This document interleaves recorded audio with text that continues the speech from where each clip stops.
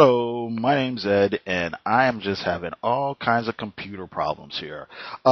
This tape is actually a answer to the Mount Vernon Kid. Um, the Mount Vernon Kid, puts out every week. He does, questions and answers, and he puts questions out to the public here on YouTube. Sometimes he answers questions, about, uh, movies and anime and wrestling and comics and all that sort of thing. So this week he actually picked me as one of the people he would ask questions to, personal questions to. So I want to thank him, and I feel honored, and I'm glad he picked me as a person to participate. And we'll just jump into it. The first question he asked was, he brings up the idea that they may or may not be doing a Lone Ranger movie pretty soon, and he asked me if I'm a fan of the Lone Ranger. I'm kind of sorta a fan, you know what I mean? I'm not like a big fan. I mostly know the character from like seeing some of the old TV series from like the 50s, and that's basically it. I know they did the comic book series a couple of years ago from, I think it was Dynamite, but I didn't read any of those. But I will say this, I do respect the character. Like, I have a lot of respect for the character.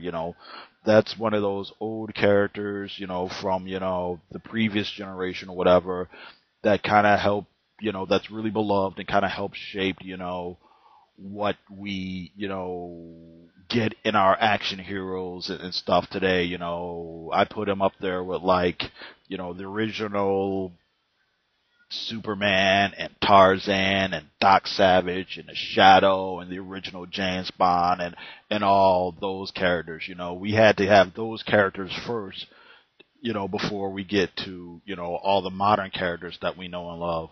So yeah, I have a lot of respect for the character. Let's put it that way. And if they do a movie, and if I hear like good things about it, I'll probably go check it out. Next question he asks is, do I consider Galactus evil? No, I do not. Galactus is a character in Marvel Comics who's like this cosmic entity or whatever, and his thing is he goes throughout the universe, and in order to feed himself, he absorbs the energy or the life force from planets. And the thing is with Galactus is that's just what he does to live, to survive. We're like food for him.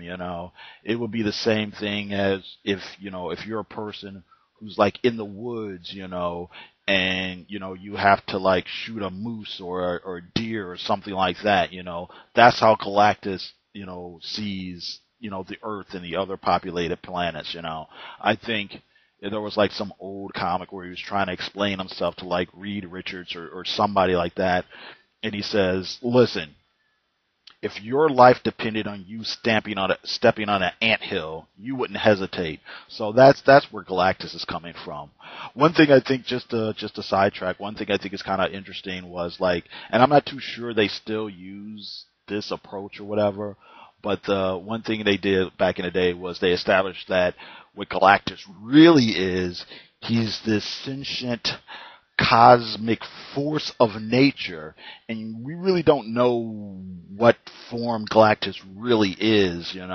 It's just that every species sees Galactus in its own image. So because we're humans, we see Galactus as a giant humanoid type person, but people on other planets, other species, they see Galactus as a giant scary version of one of them. So I guess like on the planet of the insect people, they would see Galactus as a giant insect guy, or the planet of the asparagus blob people, they would see Galactus as a giant asparagus blob or whatever. And the thing is, it's just that our minds, that's the only way we can like conceive or perceive him, just because he's just so cosmic and awesome and all that. And I just think that's a cool idea. Okay, anyway, the next question is a little bit tougher. What do I think about the whole thing of Superman renouncing his American citizenship? When I first heard about it, I was a little like, what? What are you talking about, Superman is like the all-American hero, you know? You can't do that. But understanding a little bit more about the context of what it happens is, I guess, what happens in Action Comics 900, which is, I guess, out right now. And it's out right now. In one of the backup stories, basically, Superman goes to Iran and he takes part in this kind of like peaceful protest thing where he's sticking up for human rights and so on and so forth, and he gets in a little bit trouble for it because people are like, oh yeah, you're here as a tool of the American government, and somebody from the government comes over there and yells at him or whatever. And Superman decides, no, I'm here as an individual, trying to stick up for, human rights and so on and so forth. So he says, you know what? I'll do this then. Since I don't want the government telling me what to do, and I certainly don't want to cause an international incident and get the government in trouble, I, as Superman, will renounce my official American citizenship.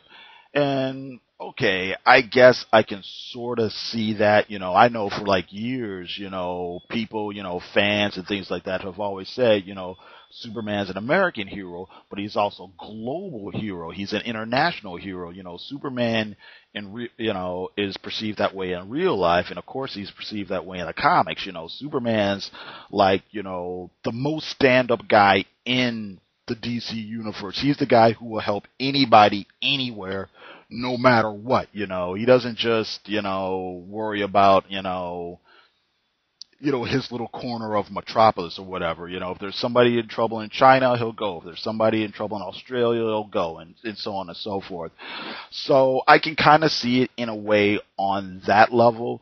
But of course, just like people in the story thought like, oh yes, this is a government plot, people would also, I think, in, his world, be mad at him just like people in the real world are mad at him. Like, oh, what?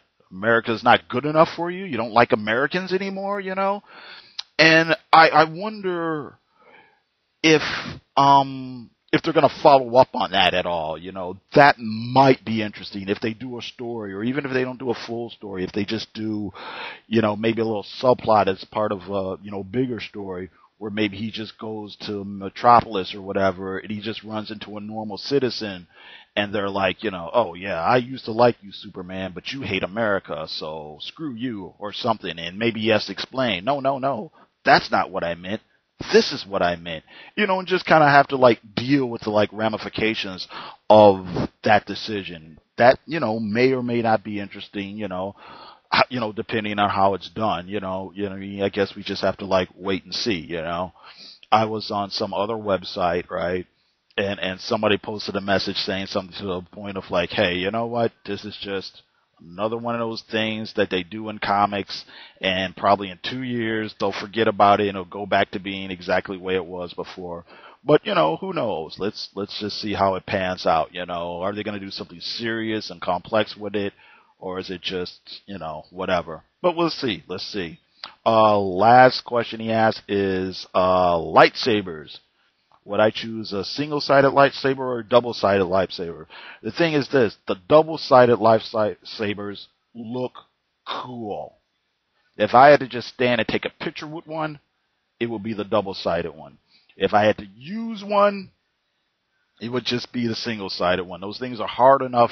I mean, sword play and fencing and all that stuff is tough enough anyway, And I'm with everybody else that says, hey, with a double-sided lightsaber, just too easy to cut yourself with.